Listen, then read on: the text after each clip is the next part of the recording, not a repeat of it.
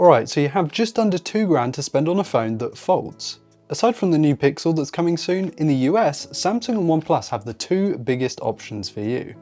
The recently released Galaxy Z Fold6 and the almost year-old OnePlus Open. Which one is worth your cash? The answer will probably surprise you, so let's talk about that. Hey guys, I'm Ryan Thomas and I'm not going to mess you around. This is an old school head-to-head shootout, so let's get into it.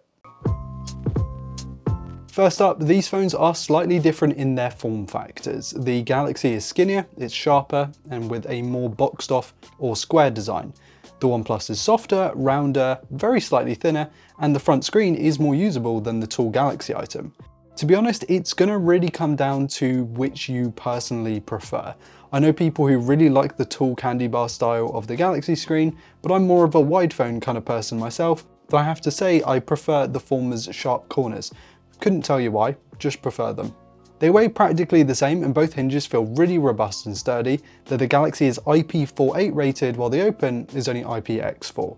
This means the former is way better weatherproofed, so if you're worried about damaging your phone by any kind of means, I would get the Galaxy.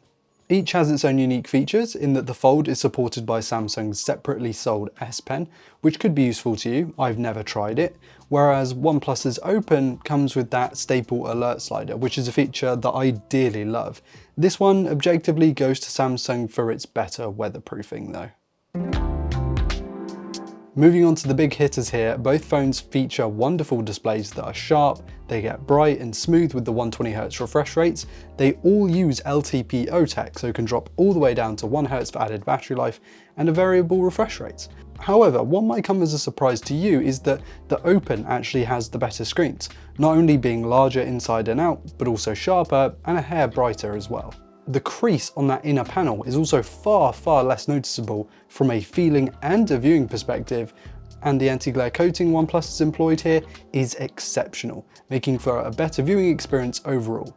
Now, that isn't to say the Fold's panel is bad, actually it's still a terrific display and one that you will not be disappointed with, it's just OnePlus has done it better here. But both foldable panels are ideal for playing games and watching videos as they have minimal bezels, get really bright, and obviously offer a lot more space than your standard panel for your thumbs for on-screen controls on those games that you might want to play. Sometimes those on-screen controls can get in the way on smaller screened phones. That's a tongue twister. Speaking of games, these phones are both packed to the gills with speed specs and trade blows in that the Z Fold offers the faster SoC by one whole generation, but the Open gives you more RAM across the board and starts at double the storage for less money. Both offer UFS 4 storage though, which is ideal as it keeps things zippy and should do for a few more years yet. Both phones are rapid, as you should probably expect from the specs and phones that cost this much. If you're a gamer, I wouldn't worry about either phone really dropping major frames. The power combined with these screens makes for an unreal mobile gaming experience that simply cannot be matched by a candy bar style device. Outside of games, both phones are really quick in and around different applications, multitasking, all that kind of thing, even when using the big inner high-res screens, and both the Fold and the Open are going to be significantly quicker than the new Pixel 9 Pro Fold. So I'm going to call this one a tie. If you're at all concerned about battery life and charging, I would just straight up go with the OnePlus Open. Its battery is about 10% larger with substantially faster charging, over double the wattage. Also, the 67-watt brick is included in the box, whereas you'd have to pony up for a separately sold 25-watt charger for the Z Fold6. Though it must be said, if you're a big wireless charging fan, yeah, there is none on the OnePlus Open, which is a big gripe I have with it, because I think for this kind of money, it should have wireless charging. The Z Fold6 thankfully does have it at 15 watts to the phone and 4.5 watts out of the phone to stuff like wireless earbuds. As for longevity, the Open, as you might expect from just having a bigger battery, does last longer. It's definitely not leagues ahead of the Z Fold6, an extra hour or two per day. Both devices are more than capable of being 2-day phones if you aren't glued to your phone all the time, but if you like to open up that big inner display a lot of the time during the day, these things are all-day phones. But overall, I have to give this one to OnePlus. For the shutterbugs out there looking for a folding phone, these two devices have some pretty stacked cameras. I'll chuck the specs up on the screen now, but the takeaway is that from a hardware perspective, OnePlus uses larger sensors and lenses with higher resolutions on average, including the inner and outer selfie cameras. But Samsung can shoot 8K video if for some reason that's what you're into. As for the samples, I think the best way I can put this is that the Fold's photos look sharper, more dynamic, and more lively if you're into that.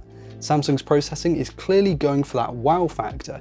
I think the majority of people are going to prefer this, and it goes for all three of the main rear cameras. They have that punch to them that I think makes them stand out on social media. However, I personally prefer the moodier, more artistic look of the Hasselblad colours that you'll have on the OnePlus. I've not hidden my stance on this over the past year or so. I think they are exceptional. That said, the photos are not objectively better from a pure sharpness or detail standpoint. I simply prefer the colour palette here, and of course you can make your own decisions based on the images that you see. This isn't a night and day quality difference. Although both phones offer 3x optical telephoto lenses, OnePlus's implementation is far more capable with a sensor that's 6.5x the resolution. When pinching in, be it 3x all the way up to 20x or even 30x, the OnePlus's photos are sharper with more detail and the overall better images if what you're looking for is that detail at long range. That said, I'm not the biggest fan of the OTT sharpening, but I guess it's better than the watercolor look. Let me know in the comments which you prefer. There's a very clear winner in the internal selfie discussion because Samsung insists on using an under-display 4-megapixel unit. Images come out looking pretty bad. OnePlus's corner-situated 20-megapixel unit is clearer, and I actually don't think it's got anything to do with resolution, more so that the company hasn't tried to shove it under the display. Things flip back around for the external selfie camera though on the front screen, as the brighter and more vibrant tones from the Galaxy's main camera come back around for the dedicated selfie shooter. Again, I prefer the more natural look from the OnePlus's selfies, but what do you think?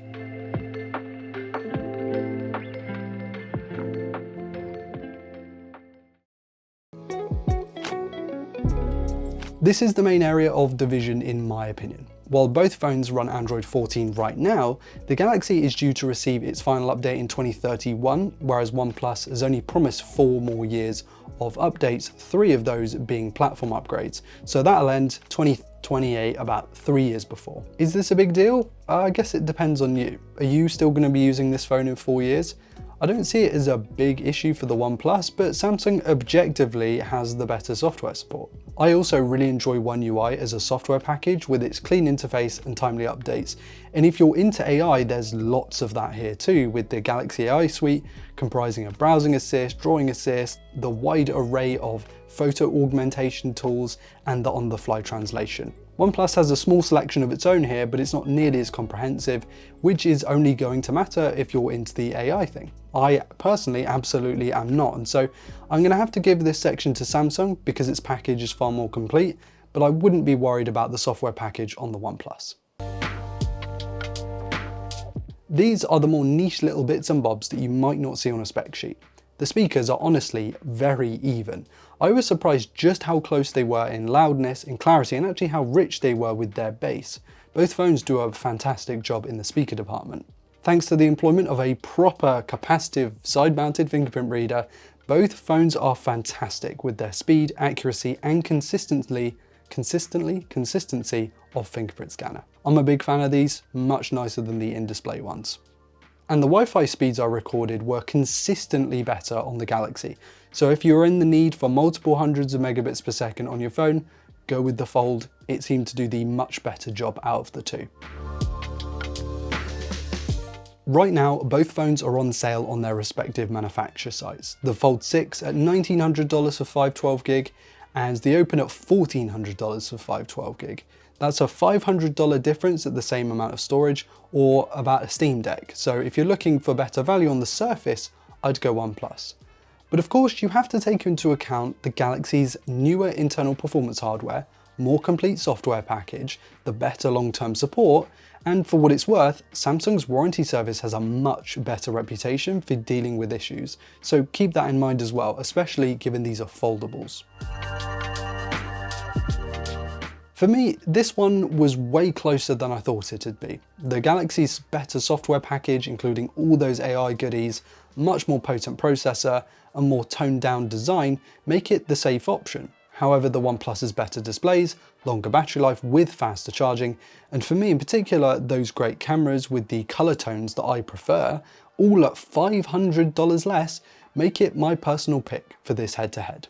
Who would have guessed Ryan picked the OnePlus? But it must be said that Samsung's new Fold 6 is a really terrific phone, and one that you should definitely consider if you want a big screen foldable. Let me know which one of these two you would pick in the comments below, and while you're down there, be sure to hit like if you enjoyed today's content and subscribe to never miss another upload. I've been Ryan Thomas, and I'll catch you later. Cheers.